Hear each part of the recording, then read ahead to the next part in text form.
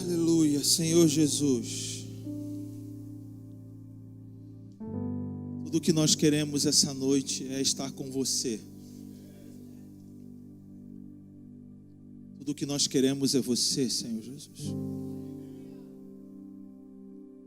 Nossos olhos estão atentos ao que você quer mover, o que você quer falar. E na verdade o nosso desejo é que você esteja nesse momento aqui, como você disse para o profeta João, que andava no meio dos candeeiros. E a nossa expectativa é que você esteja aqui nessa noite. A tua presença, andando do nosso meio. Nós pedimos ao Espírito Santo que você possa operar e nós vamos atrás do que você opera. Você possa nos puxar para aquilo que você quer trabalhar em cada um e também de maneira coletiva nesse lugar. Essa é uma noite que eu peço que você clareie cada vez mais o propósito pelo qual essas pessoas se reúnem aqui. O propósito deles estarem vivendo nesta cidade. E a oportunidade que eles têm daquilo que você coloca diante deles, para que eles possam proclamar. Nós te pedimos que essas palavras sejam liberadas nesse lugar. Abre o coração daqueles que precisam ter o coração aberto. É em teu nome, Jesus. Amém. É uma alegria estar aqui com vocês, irmãos, mais uma vez, na nossa casa Mevan, aqui no Macaé. E é muito bom estar com vocês. Nós estivemos juntos agora no retiro de pastores, né? Passamos alguns dias lá juntos. E já estamos aqui de novo. Eu estou com um casal de amigos, o Robson e a Adriana, que estão ali atrás. Ali o Robson gosta de sentar mais atrás. Eu já conheço, disse que eu nem chamei ele para frente. Eles são líderes da base da Jocum, que está aqui na cidade de Licélio? Glicélio, eu estou lá nessa cidade. Glicélio, lá na base a gente está tendo aulas lá sobre o profético com uma turma e tem sido dias preciosos lá, com a galera sedenta, jovens irmãos, com o coração aberto, com a mente aberta, debruçada nas escrituras, caderno, procurando compreender a vontade do Senhor para os dias dele, para a nossa geração. E é muito animador ver o que a gente está vendo, o trabalho que eles estão desenvolvendo lá, muito bonito. Pode ir lá conhecer, Robson? Pode, depois você procura saber, está aqui na sua cidade, pode conhecer o trabalho lá na base. E o Robson também vai vir mais aqui para... Né, Robson? Né, Luciano? O que você acha? O que vocês acham? Então, mas é um prazer estar aqui com vocês. Quando a gente nomeia um dia, eu acho isso muito importante, eu gosto de levar essa nomeação à risca. Quando a gente chama um dia de profético, como a gente chama aqui essa noite, uma quarta profética. E então eu quero honrar essa nomeação e falar um pouco profeticamente e também um pouco sobre o profético. Para que a gente fale do profético, é inevitável que a gente não deixe de falar sobre o profeta em si. Porque o profético é um adjetivo que é colocado em tudo aquilo que se origina do profeta, ou do movimento do profeta. Por isso nós vemos o ministério profético. O ministério profético tem a ver com aquilo que o profeta promove. Então, um profeta, ele não está dado à igreja, ou como naquela época em Israel, para se promover. Eles promoviam um ministério profético. Eles promoviam uma visão para o povo. Uma visão de como Deus queria que o povo estivesse se movimentando. Uma visão que fosse como um jornal, um jornal periódico de como as coisas estavam a partir da opinião dos céus. Por isso que você vai ver em Isaías, capítulo 29, versículo 10, Deus falando que Ele derramou um espírito de sono sobre os profetas, que são os vossos olhos, e os videntes, que são a vossa mente. E Ele continua dizendo, para que é como se der um livro para aquele que sabe ler não consiga ler. E aí Ele continua falando, porque o coração desse povo está distante de mim, porque eles com os lábios me adoram, mas toda adoração é mecânica, porque eles estão distante de mim. Com o coração, com os lábios me adoram, mas os seus corações estão distantes de mim, porque adoram baseado em ensinamentos mecânicos. Então olha que Isaías está falando, que quando há ausência do ministério profético, há um afastamento do povo com Deus. Por isso que também em Provérbios 29, 18, se eu não estiver enganado, esse eu não anotei, não fui verificar, eu não dei mole, mas passa, depois você vê, está por ali. Sem profecia o povo perece, mas aquele que obedece à lei do Senhor vive bem.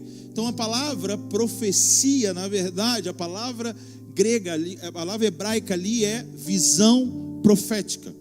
O que é a visão profética? De novo, tem um adjetivo profético. Então, a visão que se origina dos profetas, o trabalho dos profetas para que o povo entenda como eles devem se movimentar, como obedecer à lei.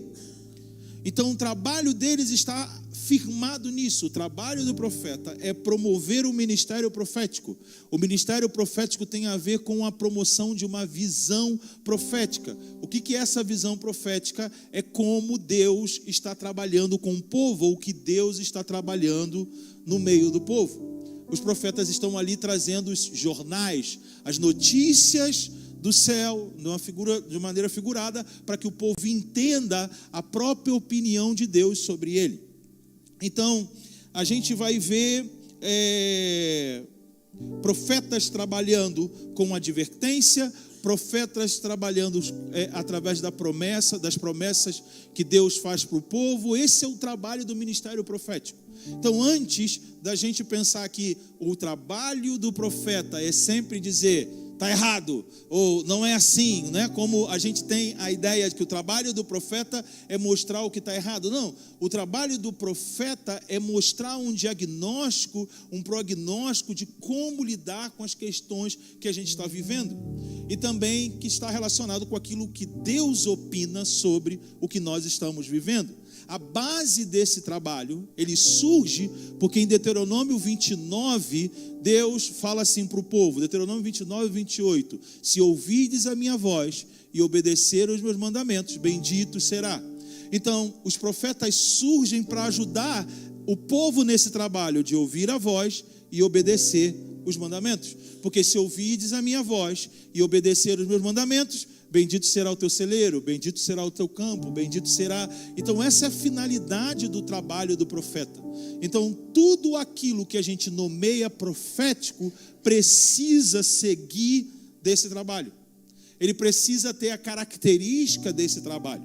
Então como a gente entende mais ainda os profetas? Os profetas eram homens que tinham um encontro radical com a presença de Deus. Logo, eles foram comissionados para falar em seu nome, como representantes. O foco do profeta era a aliança que Deus fazia com o povo. Isso que estava no foco deles. Eles lembram Israel da sua parceria com advertências contra a idolatria, alianças com outras nações e seus deuses, injustiças. Eles funcionam como advogado da aliança. Epa, vocês fizeram esse acordo com o Senhor e vocês não estão cumprindo esse acordo. Vamos lá. Aqui diz, se vocês não cumprirem, vai ser assim, assim, assim, assim, assim e assado. Agora, vocês cumprindo isso, olha que Deus diz que vai fazer. Então, eles sempre estavam trabalhando com isso. Eles chamavam o povo, quando as coisas não estavam funcionando conforme a aliança, chamavam o povo ao arrependimento.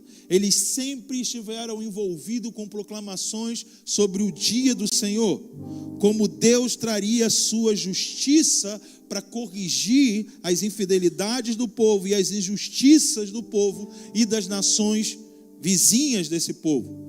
A sua linguagem era de uso de imagens cósmicas, linguagens apocalípticas. Mostravam como, através dessa linguagem cósmica apocalíptica, como, através desses eventos, Deus destruiria as nações corruptas e violentas e traria a sua justiça sobre o seu próprio povo. Sempre o tempo que interessavam era o presente e o futuro. Por isso, o uso de linguagens cósmicas que os permitiam que fosse falado nos dois tempos ao mesmo tempo.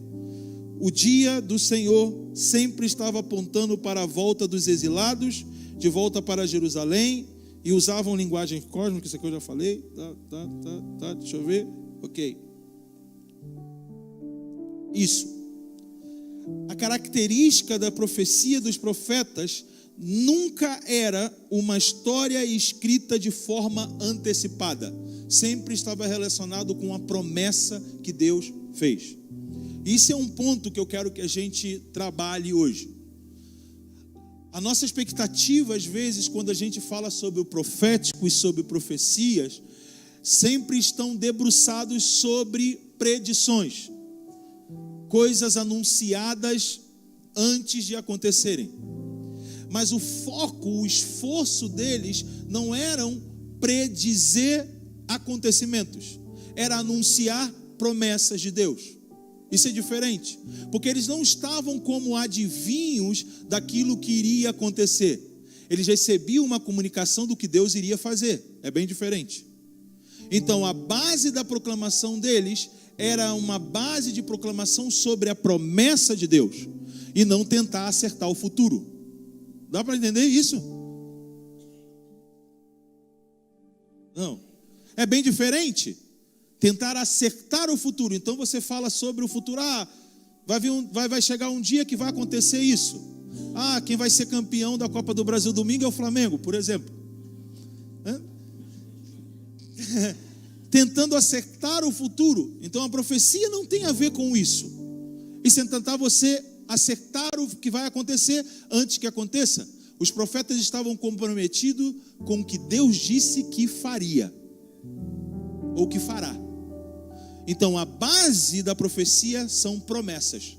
Estamos juntos? E a gente precisa avaliar a palavra dos profetas sobre aquilo que Deus prometeu. Por isso nós precisamos saber o que Deus prometeu para nós. Assim nós vamos poder avaliar todas as profecias. Assim nós vamos saber como ouvir os profetas. Assim a gente vai saber como se movimentar no profético. Se movimentar no profético é caminhar com zelo para que haja cumprimento de tudo aquilo que Deus prometeu. Entendeu? O nosso futuro, a palavra futuro para nós não tem a ver com contagem cronológica. A palavra futuro para nós tem a ver com promessa. Nós não contamos tempo, nós esperamos promessas. Por isso que nós somos o povo que deve andar com esperança. Entendeu? Porque a base, o que motiva a nossa vida são as promessas. Bênçãos são promessas. Não é nota boa, não é pontuação.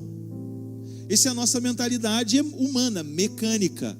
Eu faço isso, meritocracia. Fiz isso, Deus foi lá, nota 10 para você. E a gente pensa que isso é bênção. Não. Bênção tem a ver com aquilo que Deus quer, como Deus quer que as coisas sejam. Isso é bênção. É o padrão de Deus. A base da bênção está em Gênesis capítulo 1. E viu Deus que era bom. Bom é bênção. É do jeito que Deus quer que a coisa seja. Isso é bênção. Deus quer que a terra produza. Deus quer que haja mantimento nos celeiros. Deus quer que o meu ventre seja fecundo, seja fértil. Deus quer. Isso é bênção. Isso é promessa. Então não são coisas adjetivas, não são coisas adjetivas, não são frutos de meritocracia. É o padrão de Deus. Era o padrão de Deus. Tudo que Deus prometeu a Israel já existia no Éden. Estamos juntos? Tudo tinha no Éden. Então Deus falou para Israel que, olha, um dia eu plantei um jardim, coloquei um casal lá. Lá tinha ouro, economia, tinha comida, tinha tudo. Agora eu quero dar uma terra para vocês, como eu dei para eles um jardim. Dá para entender? E lá vai ter tudo, se andar segundo os meus estatutos e ouvir a minha voz. Porque o que foi que Adão e Eva romperam? Com ouvir a voz e não seguir o estatuto. Qual era o estatuto? Dessa árvore não coma. Estamos juntos? São promessas. São promessas. E hoje nós, como igreja, para caminharmos profeticamente, precisamos entender quais são as nossas promessas. Quais são as nossas bênçãos. Porque isso vai modelar tudo. Vai modelar tudo como nós devemos nos movimentar. E nós temos falado esses dias que o profético tem a tarefa de formar. Deus não fala com a gente para a gente poder se dar bem, para a gente acertar, para a gente predizer o futuro. Deus fala para formar.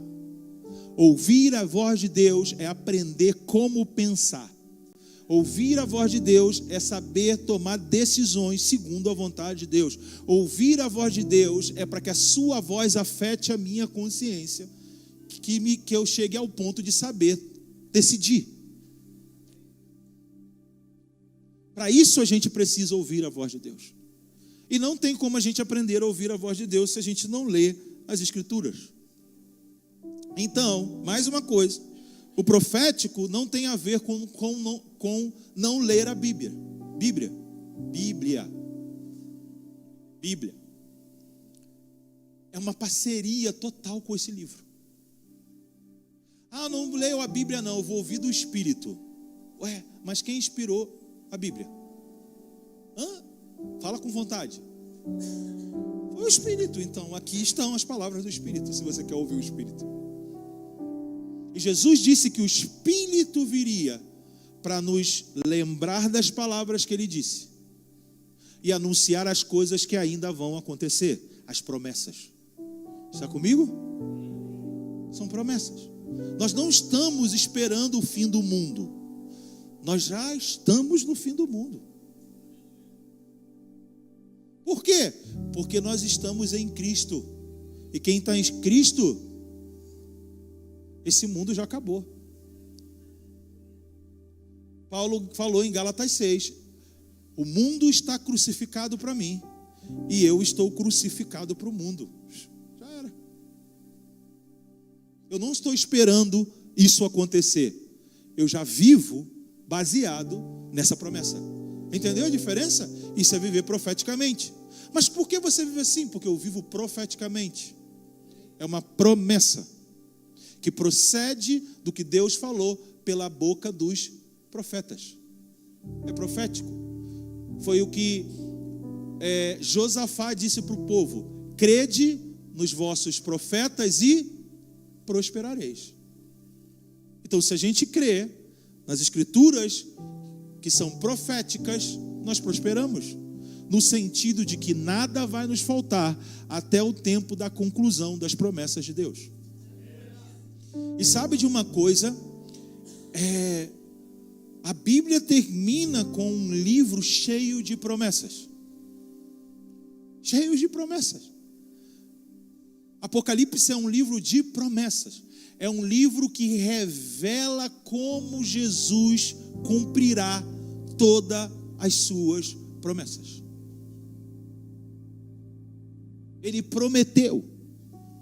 Você sabe que em Apocalipse deixa claro que Deus vai cumprir o que ele disse para Abraão: em ti serão benditas todas as famílias da terra.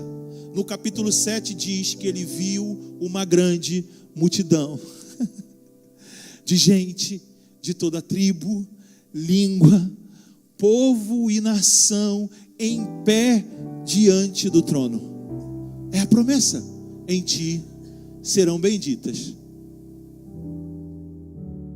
todas as famílias da terra, independente da sua língua, do seu povo, da sua nação. Uma promessa.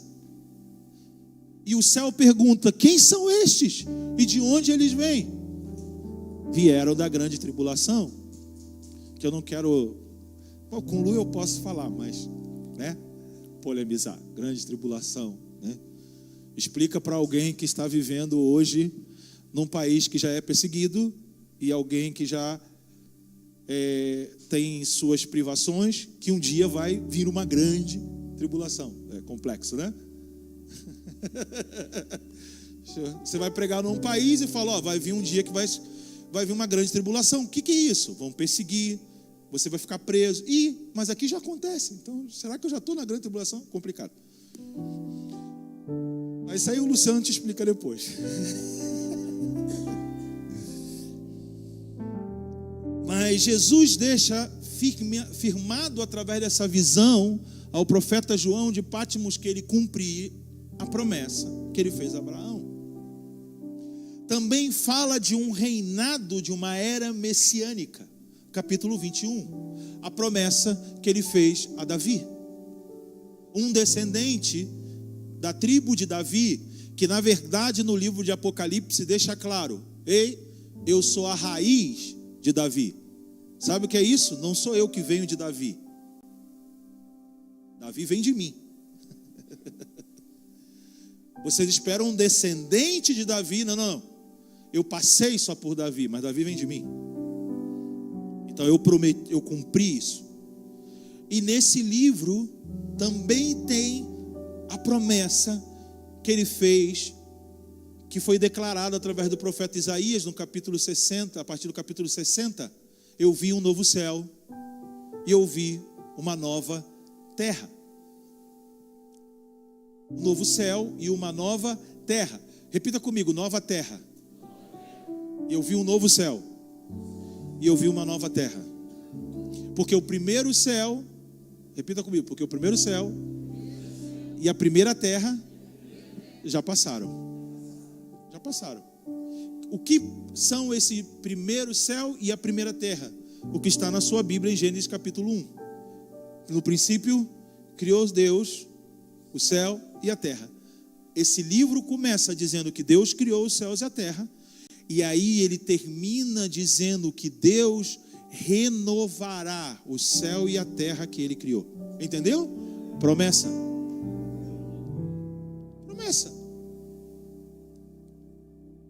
Ou seja, eu vou manter a minha vontade desde quando eu criei. Ficou tudo velho, mas eu estou fazendo tudo novo. Ainda tem essa declaração: e aquele que está sentado no trono diz: eis que estou fazendo nova todas as coisas. Sabe o que quer dizer no grego todas as coisas? No original, todas as coisas. Todas as coisas. Todas as coisas são todas as coisas. Até nós estamos sendo feitos novos. 2 Coríntios 5. Se alguém está em Cristo, nova criatura é. As coisas velhas estão passando, eis que estão surgindo coisas novas. Promessas. E nós estamos nesse tempo intermediário em Cristo, em que as coisas velhas estão indo embora para que as novas possam surgir. Então a promessa é mudar tudo mesmo. Eu, você, nós e também a terra. Amém aí, ó. Viu? Amém. O céu, a terra. E por que eu fiz você falar e eu vi um novo céu e uma nova terra? Porque tem terra. Você não vai para o céu. Desculpa. Né? Tem uma nova terra. Desculpa, é uma promessa. Uma terra totalmente renovada. Isso é uma promessa, não é para ficar assustado. É uma promessa. Eu vi um novo céu e uma nova terra. Está no texto. é que a gente fala o tempo todo: eu vou para o céu, vou para o céu, vou para o céu, vou para o céu. Mas a promessa é também de uma nova terra. Então você não vai morar no céu.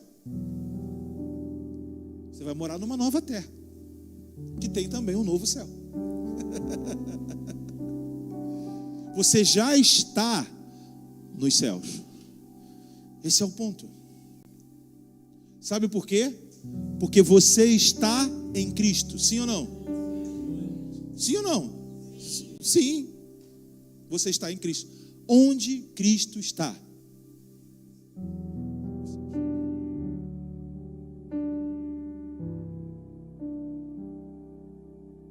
E ele falou isso: fique tranquilo, eu vou para lá preparar um lugar.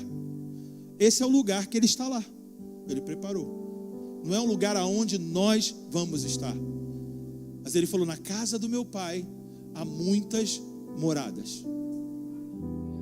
E eu vou preparar um lugar para vocês. A casa do meu pai é o novo mundo que vai estar aqui com a gente. Promessas. Promessas. Ele já está lá. Se você está em Cristo, a sua vida não pode se basear em como o mundo está.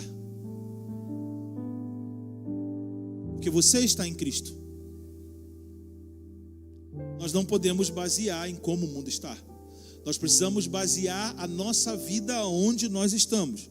Aonde nós estamos? Em Cristo.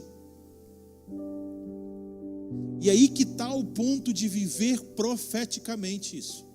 Porque, Fábio, como assim? Eu continuo aqui ainda. Eu continuo aqui. Você amanhã acorda, vai trabalhar, tem as suas obrigações, suas responsabilidades. Você continua aqui.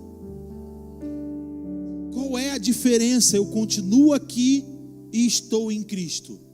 É que a vida que você vive agora, ela é alimentada e nutrida por uma esperança de um amor inigualável sobre tudo o que Cristo fez e que Ele prometeu que Ele ainda fará por mim.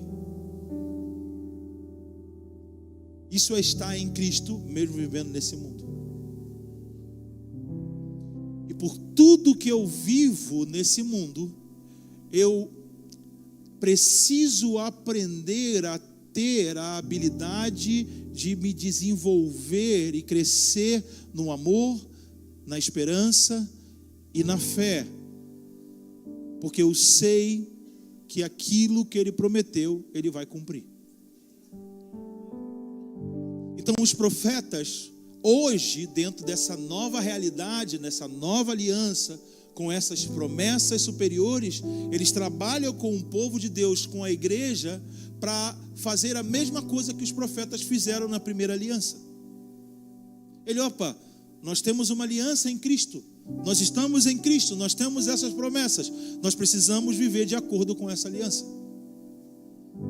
E aí eles lembram com advertência aquilo que não está sendo feito, eles relembram as promessas, aquilo que Deus vai nos favorecer se nós nos mantivermos, mesmo que a circunstância seja contrário a nós. Se nós nos mantivermos na promessa, na aliança que nós temos em Cristo, Ele prometeu e Ele vai fazer.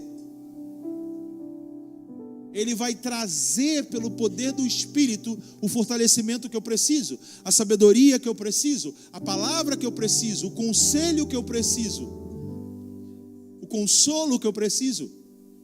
Por isso nós precisamos de profecia. Em 1 Coríntios 14:3, Paulo fala que aquele que profetiza fala aos homens para edificar, exortar e consolar. E Paulo, no mesmo capítulo 14, ele diz que a profecia é importante para que os homens possam perceber que Deus de fato está no nosso meio.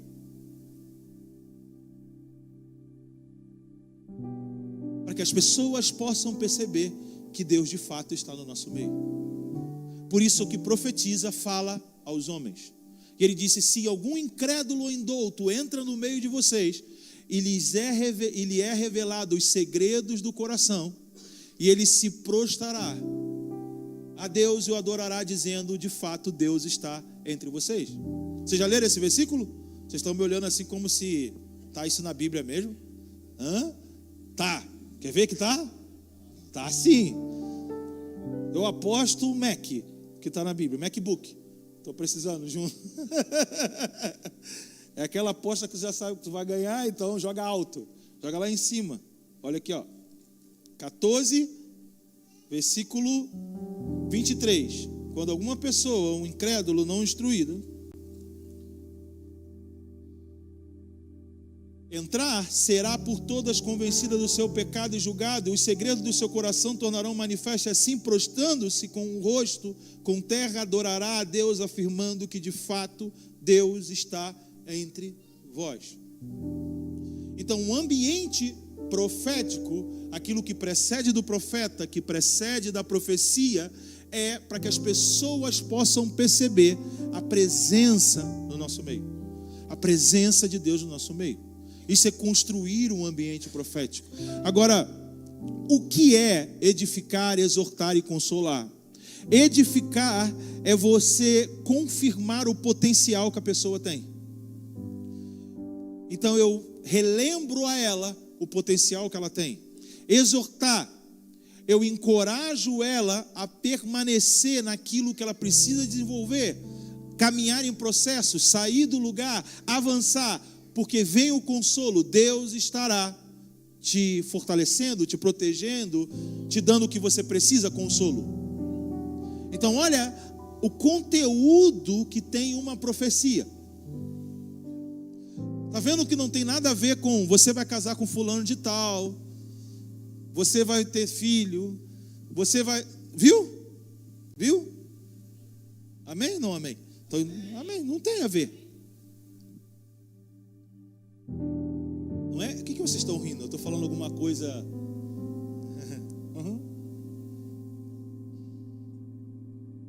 Então tem a ver com você trabalhar no desenvolvimento da pessoa, uns com os outros. E quando o incrédulo chega, primeira coisa, vai ter que ser retirado tudo aquilo que impede ele de ver o seu desenvolvimento. Por isso a profecia vem e tira. Meu Deus, como Deus sabe da minha vida. Deus está aqui, só pode. Para isso serve a profecia. Por isso, quando a gente nomeia um dia, a gente precisa ir atrás disso que a gente está nomeando, para que essa realidade que a gente nomeou esteja cada vez mais presente quando a gente se reúne. Entendeu? Para que aconteça uma partida de futebol, existe todo um trabalho em volta. Não só é o jogo que acontece. Então, para que esses ambientes aconteçam, tem que ter todo um trabalho. Para que quando a gente estiver jogando, aconteça, entendeu? O ambiente esteja ali. Para que a gente possa perceber a presença de Deus. Para que a gente possa ser enriquecido das promessas de Deus. Para que a gente seja desenvolvido no nosso potencial. Isso tem a ver com o profético. Com a profecia. Então a profecia, o profético e a atividade dos profetas não tem a ver com tocar o pavor nas pessoas. Não tem a ver com tentar acertar o que tenha sobre a vida da pessoa. Não tem a ver com tentar adivinhar o futuro. Não tem a ver com nada disso. O profético tem a ver com trabalhar com aquilo que Deus prometeu. Com como Deus quer se relacionar com o seu povo. Lembra? Eles promovem a aproximação. Se os profetas estão adormecidos, o povo desenvolve maneiras mecânicas de se relacionar com Deus. E o seu lábio, eles cantam, mas o seu coração fica longe de Deus. Porque não tem ali os promotores, os advogados da aliança para, ouve e obedece. Porque se não ouve a voz, tenta obedecer o mandamento criando regras mecânicas. Então a voz, ela modela como obedecemos o que está escrito. E por isso a parceria dos profetas com o que está escrito. Porque eles vão nos atualizando o que está escrito. Como eu cumpro isso? Como eu cumpro aquilo nesse tempo que eu estou vivendo? Qual é a movimentação dos céus, a movimentação espiritual que me favorece nesse momento, nessa circunstância? Para isso, nós precisamos dos profetas. Para isso, nós precisamos da profecia. Só para nos atualizar, como os jornalistas fazem, como os programas, os jornais fazem com a gente. Deveria ser o trabalho profético. Você, antes de sair de casa, liga lá no Bom Dia Macaé, né? Deve ser, Bom Dia Rio, sei lá. Liga e você vai falar o quê? Eu quero saber como está o dia. Aquele de manhã da Globo, cedinho. Ou do SBT também tem, não sei qual você escolhe. Globo News, você liga porque você quer saber o que está acontecendo aonde os seus olhos não veem. Entendeu? Por que você utiliza do jornal? Para que ele mostre aquilo que os seus olhos não estão vendo. Essa é a função da palavra profética. Para que você tenha a opinião de como as coisas estão. Aí tu fala, nossa, o Rio de Janeiro está violento, né? Como é que você sabe? Por causa do jornal. Então os profetas trazem para você esse periódico, esse diagnóstico. E está assim. Isso aqui é favorável, aquilo é desfavorável. E nós precisamos urgentemente que os profetas sejam despertados desse espírito de sono. Porque a realidade hoje do ministério profético é que eles estão debaixo de um espírito de sono. Estão dormindo. Você pega o livro e eles não sabem o que está escrito. Não sabem ler. Ou seja, não sabem dar uma interpretação a partir do que está escrito. Isso é a leitura do livro. Eles pegam uma visão, é como uma visão selada, o profeta Isaías fala. Ninguém sabe interpretar nada, porque estão debaixo de um sono. Por que estão debaixo de um sono? Dentro do contexto de Isaías, porque os profetas usaram a sua função para coisa que não deveria. Deram falsas esperanças para o povo. Trabalharam por dinheiro. Adulteraram. Fizeram tudo. E Deus falou, ok, eles não vão conseguir enxergar nada. Até que eu comece a fazer uma obra com esse povo. Até que eu desperte o espírito de pessoas que precisam ser despertadas desse sono. E agora eu estou trazendo essa notícia para você. Deus está por despertar os profetas desse sono. Se você tem um dom profético e você não conseguiu desenvolver esse dom para que você se veja como um profeta, aguarde. Deus permitiu você escolher fazer outras coisas até esse tempo. Se prepare, porque Deus vai fazer barulho no ouvido dos profetas. Deus vai fazer barulho. Um dos sinais que eu tenho tido sobre isso é que desde o início desse mês, 10 pessoas já sonharam comigo. 10 pessoas em 5 dias sonhando comigo. Eu tive um sonho. Eu falei, papai do céu, está acontecendo alguma coisa. E está. Porque isso não é comum. Isso não é comum. Porque Deus está chamando a gente para a ação. Deus está falando, vai começar o barulho. Vai começar o barulho. E é interessante sonhos, porque sonhos acontecem quando as pessoas estão dormindo.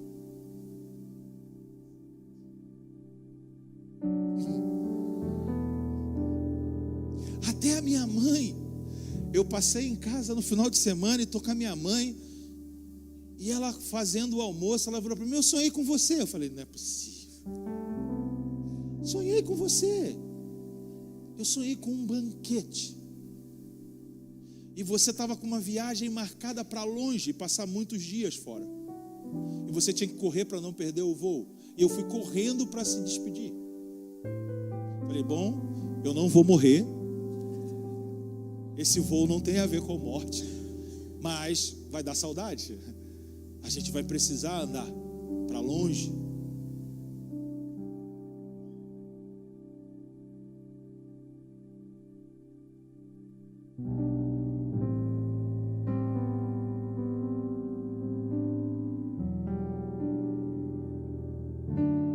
nós precisamos entender o que está aberto diante de nós.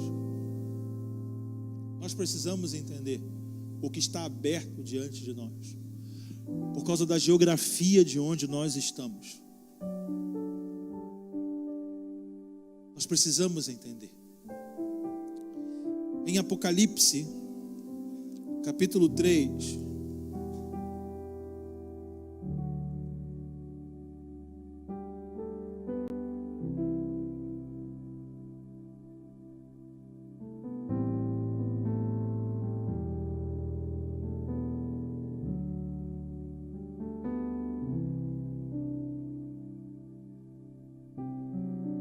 fala de uma igreja em que, dentro da profecia da carta que chega até ela, versículo 14, ela está com sérios problemas. E é a única igreja que Jesus não fala: olha, você está bem nisso, porém é aquilo. É a única igreja que não tem você está bem em alguma coisa. É uma igreja que ele fala assim: olha, está muito ruim. Mas, prestando atenção, por que eles estavam nessa condição? O problema da igreja de Laodiceia era a visão que eles tinham deles mesmos. Eles não tinham uma visão correta de si. Eles se achavam o que não eram. Eles achavam que estavam vivendo uma coisa louca que eles não estavam vivendo. Eles achavam que tudo o que estava acontecendo era sinalização de uma coisa que não era exatamente isso. Não era. E eu vejo isso como a realidade da igreja do Brasil. Eu não sei para você, mas eu tenho um incômodo, porque parece que nós estamos achando que estamos vivendo uma coisa, mas não é o que nós estamos vivendo. Nós não estamos tendo uma visão correta da nossa realidade. Então, por isso que essa igreja tinha um problema sério. Eu não acredito que eles estavam fazendo tudo errado, mas tudo o que eles faziam estava fora do objetivo, porque eles estavam tendo uma visão que não era correta de si mesmo. Não adianta nada você estar fazendo o certo sem ter uma visão correta de si. Por exemplo, você pode dizer: eu quero o avivamento, eu quero o que é de Deus. E você começa a viver como se o avivamento já tivesse chegado. O que você quer é certo, mas o que você vive não é exatamente o que Deus está fazendo. Me explico assim, eu dei um exemplo. Às vezes a gente diz que está vivendo algo e não está vivendo, mas a gente se esforça para se convencer que é aquilo que a gente acha que é, ou que aparenta ser, ou aparenta estar vivendo, ou aparenta. Esse era o problema de Laodiceia. E qual é o problema de viver assim? O problema de viver assim é que você vive e não chega a lugar nenhum. Você pode viver experiências, e você não chega a lugar nenhum. Olha que interessante, deixa aí em Apocalipse, dá um pulo comigo para Deuteronômio 29, versículo 3. Acharam Deuteronômio 29, versículo 3? As grandes provas que os teus olhos viram, os sinais grandes e maravilhas, mas até hoje o Senhor não vos deu um coração para entender, nem olhos para ver, nem ouvidos para ouvir. 40 anos vos fiz andar pelo deserto. A roupa do vosso corpo não se desgastou, nem o sapato do vosso pé. Não comeste pão, nem bebeste o vinho, nem bebida forte, para que soubesses que eu sou o Senhor vosso Deus. Até aqui. O foco é: vocês viram, seus olhos viram sinais e grandes maravilhas, mas o Senhor não deu um coração para entender.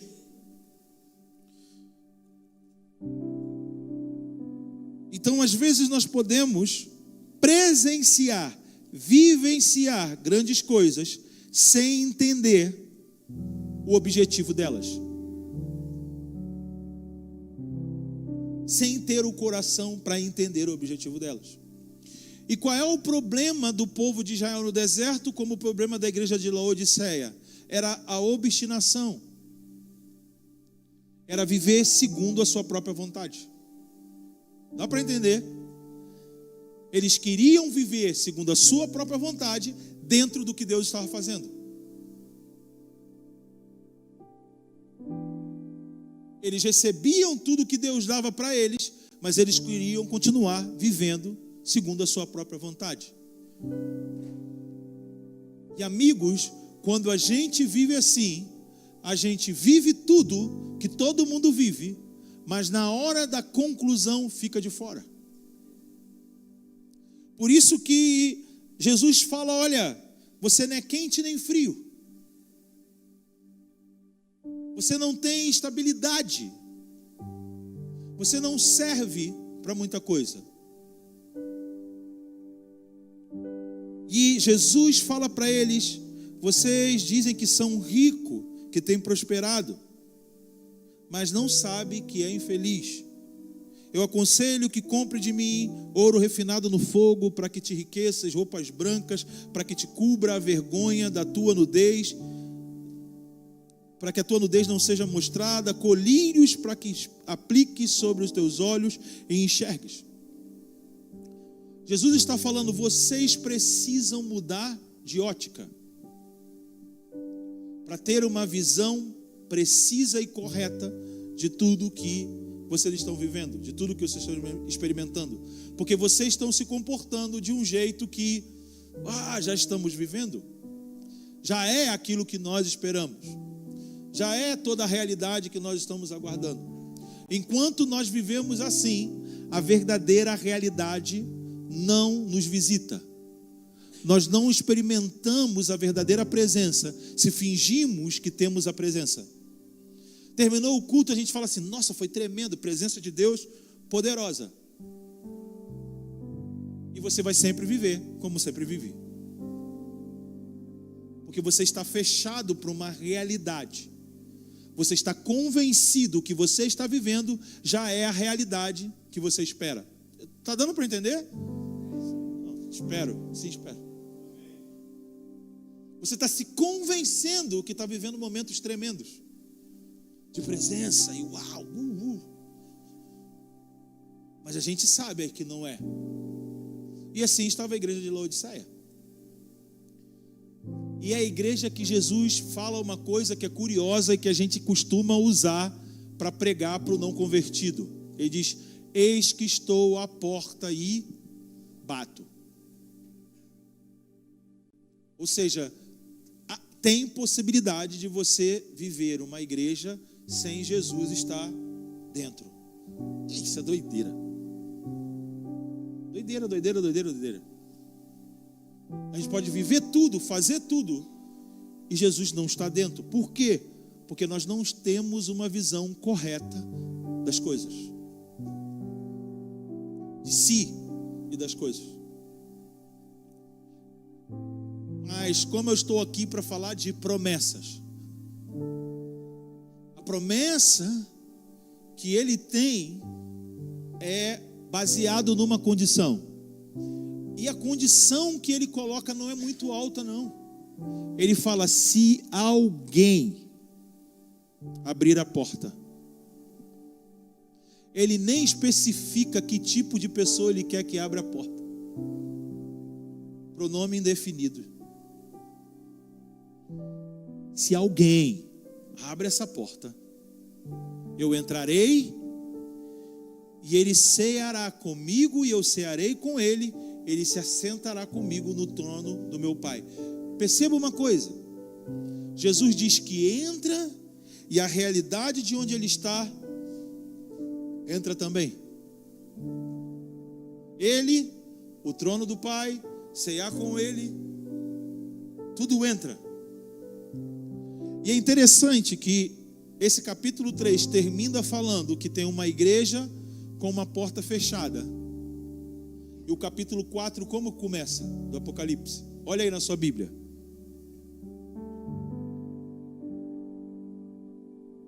Olha aí. Depois dessas coisas, eu vi o quê? Uma porta aberta no céu. Às vezes, a gente está pedindo para que os céus se abram, mas o que está fechado são as nossas portas.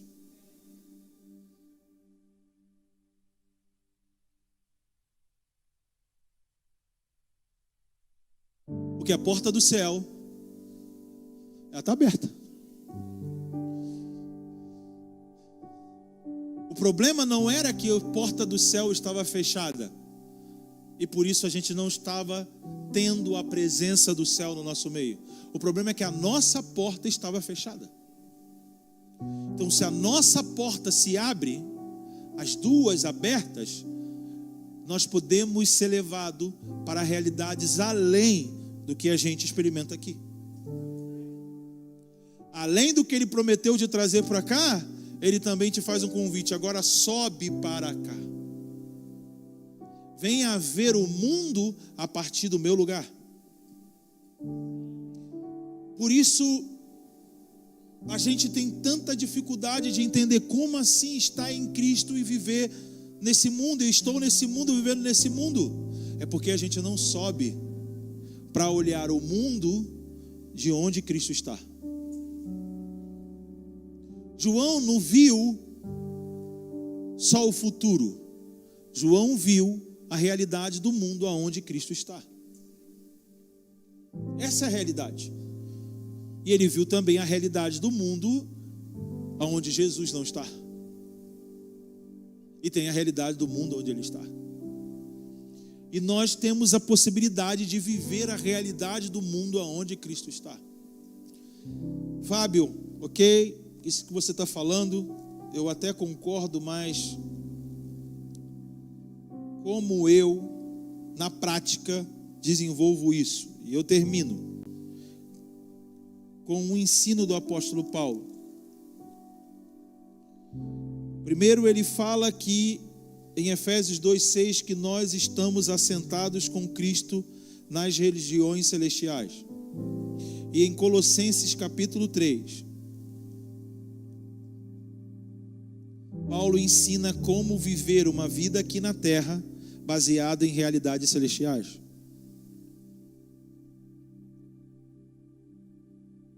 Colossenses capítulo 3, Paulo escreve assim: já que foste ressuscitado com Cristo, buscai as coisas de cima, onde Cristo está assentado à direita de Deus.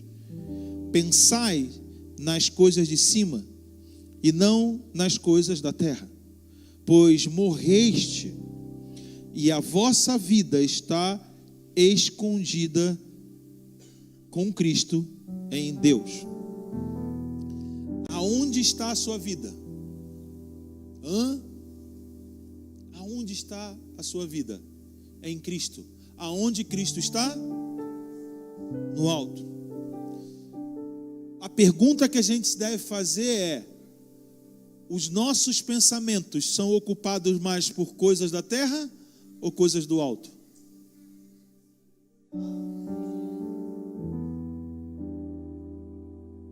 Esse é o ponto prático. O que ocupa mais os nossos pensamentos? Ah, mas eu tenho minha vida aqui, né? Está entendendo onde está o problema? Aí está o problema. Porque a sua vida ainda está aqui. Você está fechando a porta. Mas se você entender que a sua vida está escondida em Cristo, você vai pensar mais aonde Cristo está. Não tem a ver com você ficar pensando: ai, como deve ser o anjo tal, ai, como deve ser o trono. Não é isso. Eu falei esses dias na escola que o grande espetáculo do céu não é o que está no céu, é quem está no céu. Um judeu de 30 e poucos anos à direita do trono. O que é que os anjos veem, que fazem se prostrar? o Filho do Homem, lá. É isso que eles veem. Como pode um homem com corpo estar aqui no céu? Essa é a novidade. Esse é o fator novo no céu. Que ele subiu aos céus. E ele está. Essa é a doutrina da ascensão. A igreja inicial, ela viveu uma doutrina apostólica porque eles entenderam que o futuro deles subiu para o alto. Dá para entender? Então, espacialmente, o nosso futuro não está na nossa frente. Quando eles olharam, está indo embora tudo que a gente deu à nossa vida. E o anjo ouviu o quê? Por que vocês estão olhando aqui?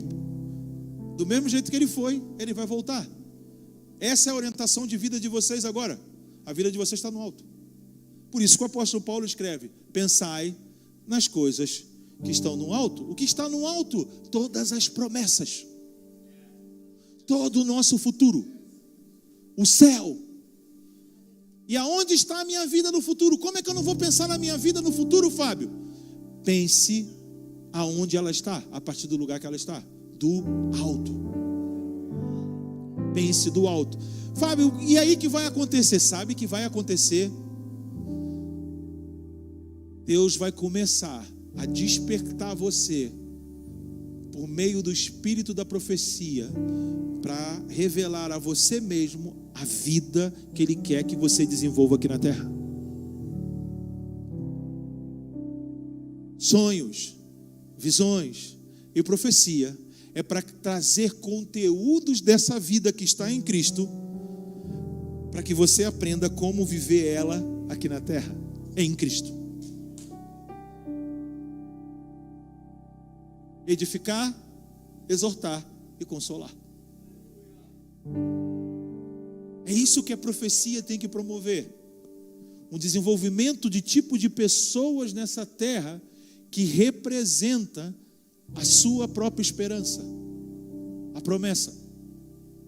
Toda a mensagem dos apóstolos era: aquele que vocês crucificaram, Deus o exaltou e está nos céus, à direita de Deus. E derramou o Espírito Santo da promessa. Essa era a mensagem dos apóstolos. Esse era o fundamento que os apóstolos estavam colocando. O Jesus crucificado ressuscitou e ascendeu os céus. E ele derramou o Espírito Santo da promessa. Vê, Atos 3, Atos 4. Os caras só pregam isso. E Atos 7, que é a minha paixão. Atos 7, a minha paixão. Um homem encarnou toda essa mensagem que eu preguei aqui em alguns minutos. Eu acho que foi alguns minutos, não foram horas, foi um minuto. Assim eu espero, meu Deus. Mas se você está aqui só um minuto, eu não peço uma hora ainda não, né? Passou já uma hora? Passou? Então tá, já estou terminando. Esse homem conseguiu provocar essa realidade que a gente está falando aqui de verdade. Por causa da maneira de como ele via as coisas e como ele se via. Estevão. A partir do capítulo 7, a igreja nunca mais foi a mesma. Porque um profeta deu a sua vida, encarnando a mensagem de esperança para toda a igreja. E a igreja a partir dali nunca mais foi a mesma. Nunca mais. Nunca mais a igreja, ela ficou amaziada com uma estrutura antiga. Porque até o capítulo 7, elas se reuniam ainda no templo dos judeus. Ainda havia concordância com o que estava passando e o que estava surgindo. Os dois templos, o templo velho e o templo novo. Depois dali, nunca mais. O templo novo, o templo velho teve que ser deixado para trás. Foi um divisor. E a igreja não parou. E foi embora. E foi embora. Por causa da mensagem de um profeta. E a mensagem desse profeta foi mostrar para o povo que eles eram incircuncisos de ouvido e de coração. Eles não sabiam entender perceber, ver o que eles estavam fazendo é a mesma coisa que sempre foi feito com os profetas. A mensagem de Estevão é toda essa. Estevão fala só: irmãos e pais. Primeiro, eu sou um como vocês. Eu faço parte disso. Essa acusação que dizem que eu sou contra esse lugar, que eu sou contra a lei de Moisés, que eu sou contra Abraão, é mentira. Vocês são meus irmãos e vocês são meus pais. Nós temos o mesmo pai, Abraão. Ele se inclui e diz: mas preste atenção. E ele começa: desde quando Deus chamou Abraão? E vai passando toda a história.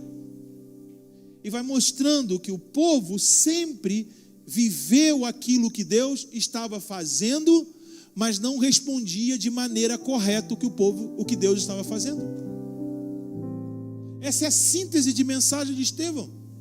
Por isso que eles começam a ficar endemoniados, porque ranger os dentes, eu não sei o que seria esse ambiente. Mas perceba que Estevão estava tão desconectado da sua vida aqui na terra, que como você tem uma visão sem uma música dessa? Fala para mim. Até para você me ouvir, eu pregar, tem que ter uma musiquinha dessa boa. Imagina o som que estava na frente de Estevão. Eu vou te matar! Estevão. Sabe que é um cara que só estava pensando nas coisas do alto. Só pode. Porque a sua vida já estava morta em Cristo. Então o que era aquela ameaça ali diante dele? E de repente ele fala: eu vejo o céu aberto e o Filho do Homem à sua direita. E ele é levado para fora. E ele ainda faz uma oração que tu pensa que só Jesus é capaz de fazer. Pai, não impute sobre eles esse pecado.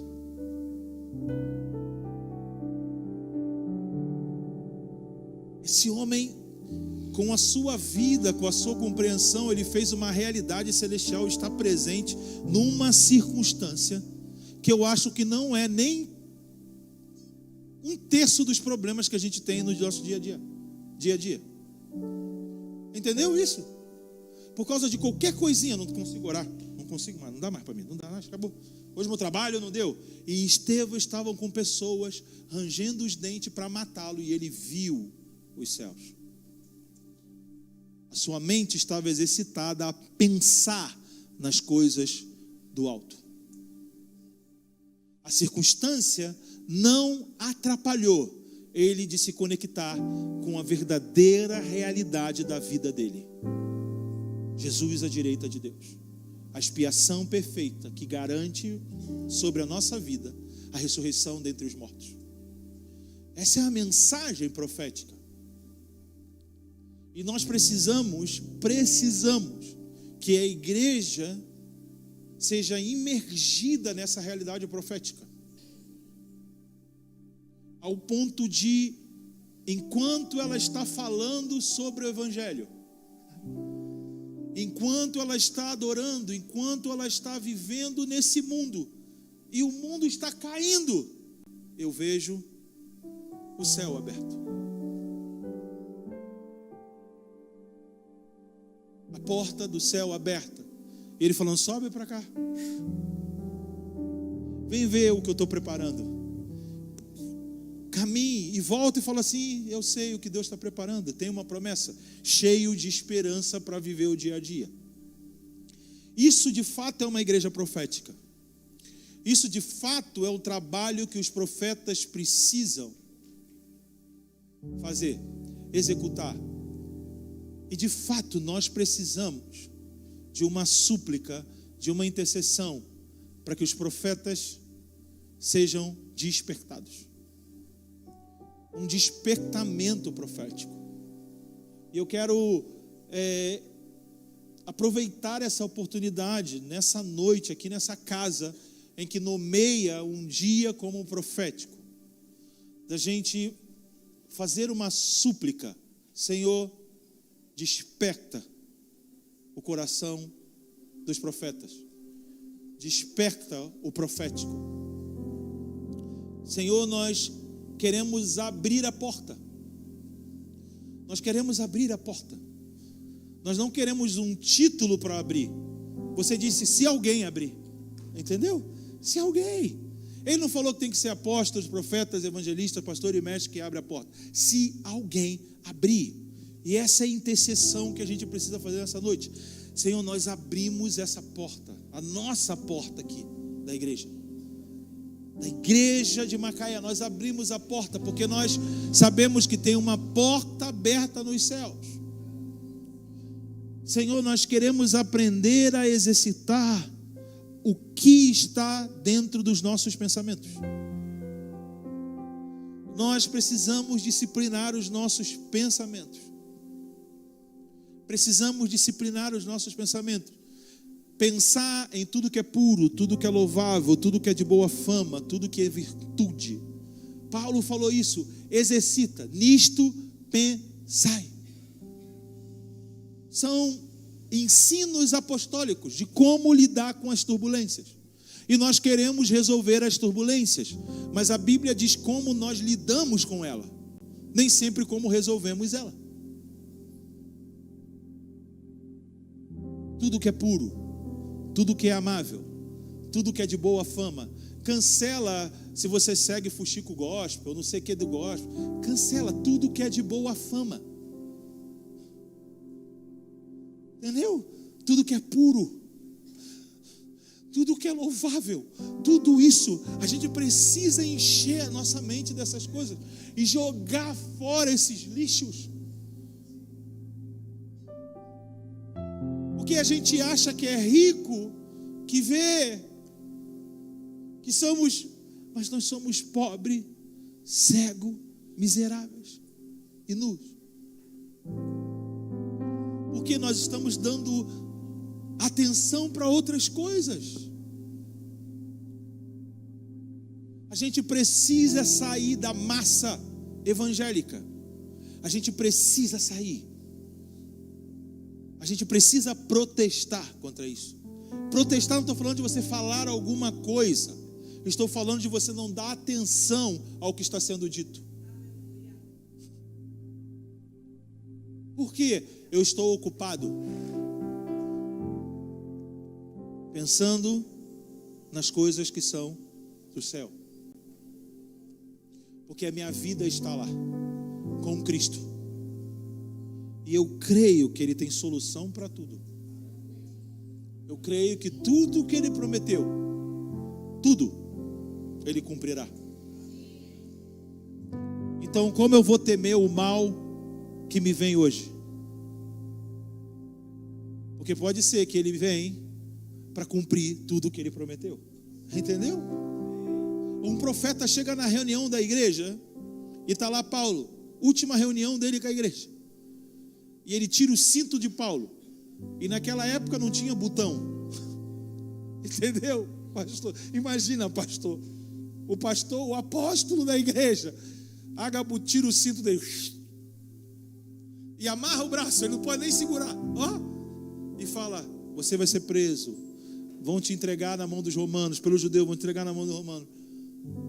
Paulo terminou a profecia? Terminou. Pegou o cinto, levantou as calças, amarrou de novo. E todo mundo foi, então Paulo, você vai ficar? Não. Por que, Paulo? Porque toda cidade que eu vou, o que me recebe são perseguições. E eu não vou sair disso. Essa é a minha vida. O que você chama de ruim é a minha vida.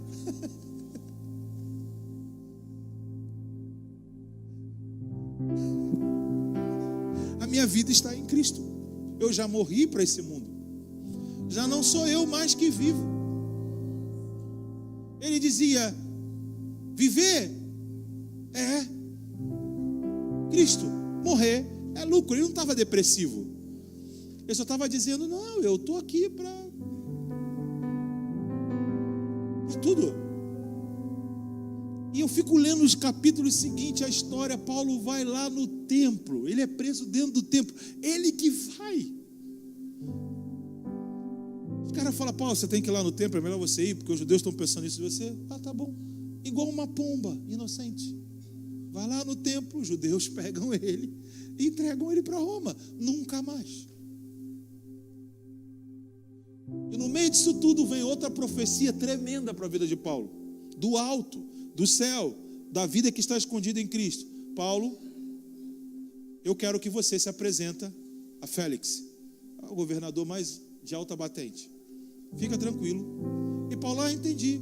A prisão é o caminho para cumprir o propósito que Deus tem para mim.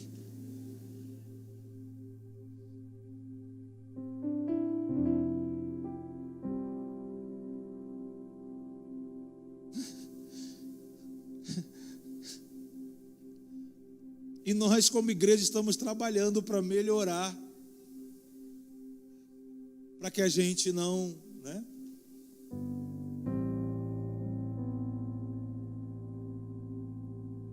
A nossa vida precisa estar em Cristo.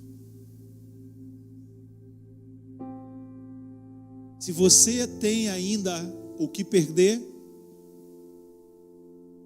eu te aconselho a perder logo. Porque você vai perder.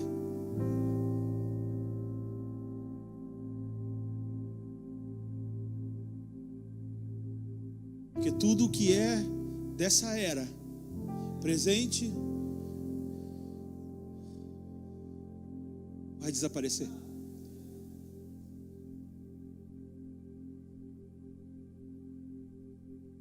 E Jesus disse, por isso que Jesus disse, aquele que ama mais pai e mãe, filho, filha, marido, esposa, amar mais do que a mim, não é digno de mim. Jesus está dizendo, se você não confia todas essas pessoas a mim,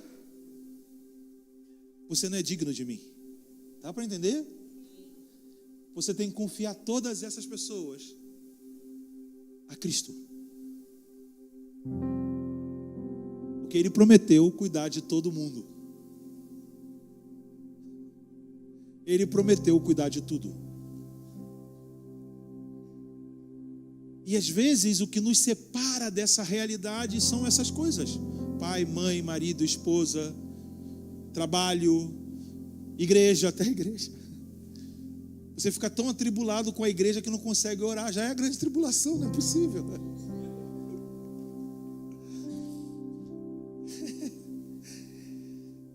E a gente precisa decidir em pensar nas coisas que são do alto. Depois de você ler em casa, Colossenses 3, ele vai falando, ó, livre-se da inveja, da intriga, do ciúme. Livre-se disso. Fábio, como eu busco as coisas do alto? Primeiro, livre-se disso. E depois, faça morrer imoralidade sexual, ganância. Façam morrer. Essas coisas a gente precisa se livrar. Gente, a gente precisa se livrar. Sabe?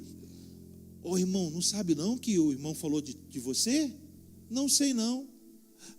Também não quero saber. Vamos se livrar. Vamos se livrar. Ai, mas eu quero tanto. Faça morrer isso. Considere mortos para o pecado. Tipo, cognitivamente eu estou morto para isso. Eu não estou vivo. Isso aqui não é mais, não me pertence mais. Porque eu quero pensar nas coisas que são do alto, aonde Cristo está.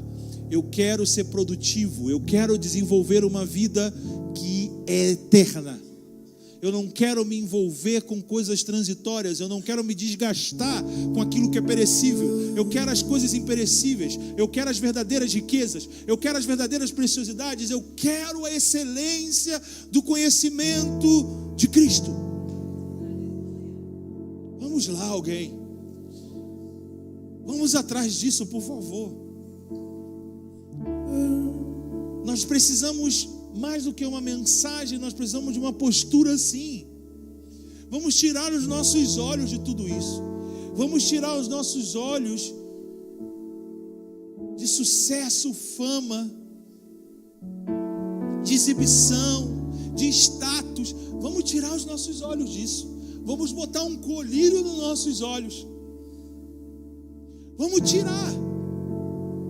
Porque isso está nos matando mais do que o próprio pecado. Vamos tirar. Vamos parar de fingir que estamos vivendo uma coisa que nós não estamos vivendo. Vamos ser factuais, vamos ser reais. Não foi dessa vez, mas na próxima quem sabe. Não foi ainda, mas nós estamos perseguindo a cada reunião. Hoje foi forte, mas não foi ainda. Hoje foi, mas não foi ainda. E nós estamos indo, e nós estamos buscando. Nós estamos buscando porque tem uma promessa. Qual é a promessa? Me achareis quando buscardes de todo o vosso coração. Se eu não encontrei ainda, é porque não foi todo. Então eu preciso, se eu não encontrei, Senhor, o que ainda não foi todo? Por favor, me ajuda. Ele, foi isso, você acerta. E agora? Não foi isso? E foi isso, até que seja o todo o coração. Como eu vou saber, Fábio, que eu estou buscando de todo o coração? Você vai ter encontrado o que você está procurando.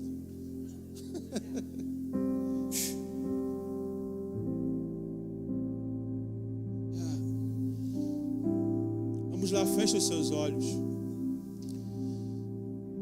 E abre a porta do seu coração nessa noite. Abra a porta do seu coração.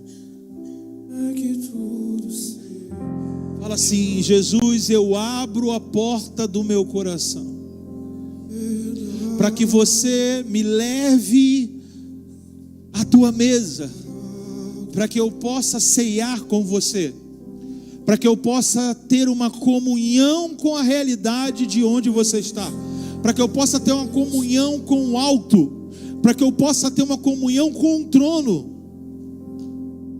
Eu quero ser um convidado para ver as coisas que você em breve vai fazer. Eu quero ser um convidado para contemplar as suas promessas.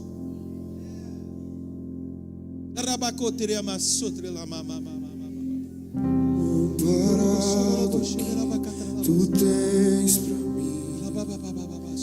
que o meu eu desapareça, que tu cresças e que o meu corpo seja para te servir. Eu prossigo para o alvo, pelo prêmio da soberana vocação de Deus em ti, ó meu Jesus. Eu prossigo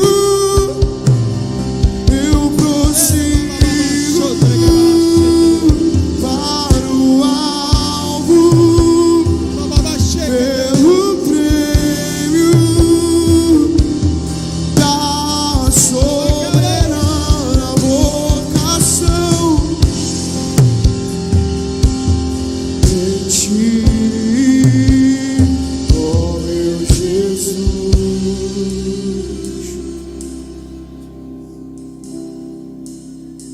Quero convidar você que deseja romper com o comum na sua vida, que você fica de pé. Você fala: eu quero romper com o comum, eu quero sair desse ciclo circunstancial de instabilidade. Eu quero entrar numa jornada de edificação do meu interior para fora, de estabilidade desde o meu interior para fora. Que os olhos do meu interior sejam abertos agora para as riquezas insondáveis, para gloriosas riquezas. Peça isso, peça isso. Senhor Jesus, Senhor Jesus, você é aquele que liberou para nós o espírito da profecia. E nós oramos aqui nessa noite, desde esse lugar, desde esse objetivo, pelo espírito da profecia. Eu libero sobre pessoas nesse lugar o espírito da sabedoria e da revelação. Espírito de sabedoria e revelação. A influência do espírito da profecia, para que o nosso interior contemple realidades superiores. Realidades superiores. Nós elevamos a nossa visão. Nós elevamos a nossa visão para ver do alto, para ver de onde você está, Jesus. Para ver de onde você está, Jesus. Para perceber o mundo a partir dos céus, a partir de estar em você, Jesus. Uma pessoa totalmente plena e suficiente, que é melhor do que tudo que há no mundo.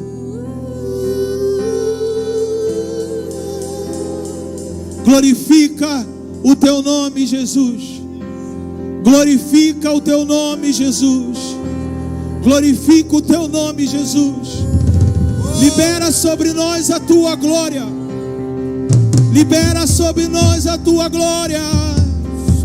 A tua glória que resplandece como luz, que nos faz enxergar realidades celestiais, realidades espirituais.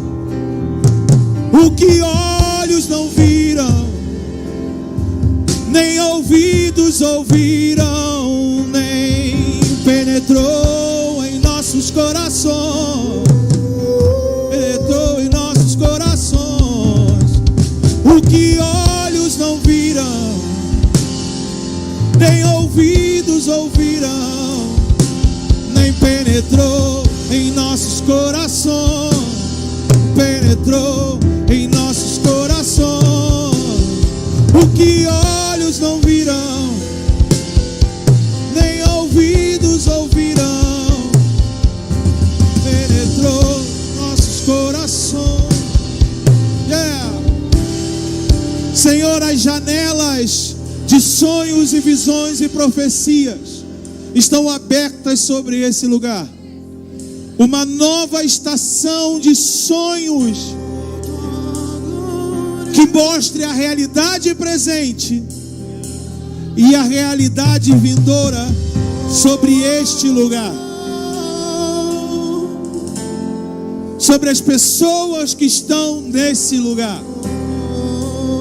Janelas abertas, perspectivas novas de si, da igreja, da cidade e do mundo. Sonhos e visões e profecias, modelando como nós vemos colírio, colírio, colírio, janelas abertas. Janelas abertas. Nós dizemos que quarta-feira é um hoje, aonde você abre acessos para visualizar descanso. O passado se foi, o que era velho se foi, as coisas novas estão sendo feitas. E o profeta disse que a glória da segunda casa será maior do que a primeira.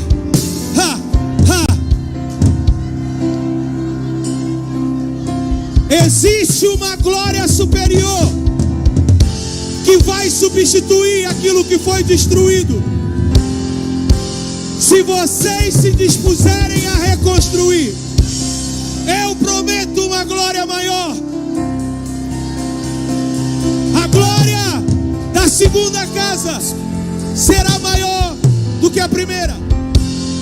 A segunda fase de Jó foi o dobro de como foi a primeira. Sempre há um dia depois. Sempre há um depois depois dessas coisas, sempre há um dia depois. E sempre há um depois dessas coisas.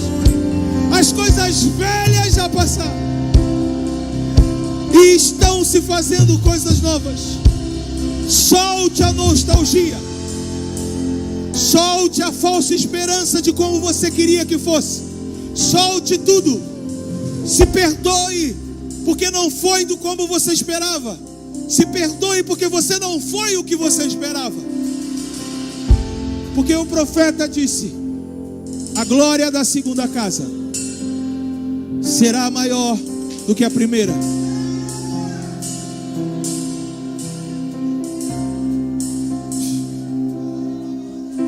Senhor.